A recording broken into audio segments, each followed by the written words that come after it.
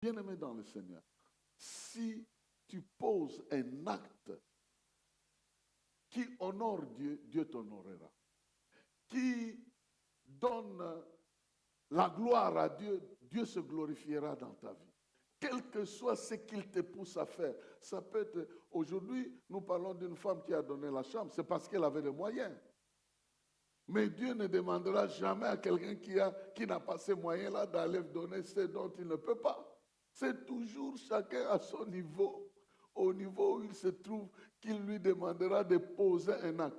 La première femme-là, il fallait qu'elle puisse de l'eau. C'est un acte qu'elle faisait tout le temps. La femme ici, elle avait des terres, elle avait des propriétés, elle avait des maisons. Donc c'était aussi facile. Il ne viendra pas te demander les yeux de la tête. Il viendra te demander toujours les actes que tu poses, de poser ça pour son honneur, pour son intervention. Et ici, cette femme, ce qui m'a intéressé ici, c'est que le roi était en train de poser la question à Géasi. Raconte-moi un peu les grandes choses d'Élysée. Mais cette femme est inscrite dans les grandes choses d'Élysée. Je ne sais pas si tu sais que toi aussi tu es inscrit. Hein? Je ne sais pas ce que tu as fait, mais tu es inscrit dans les miracles que Dieu a accomplis.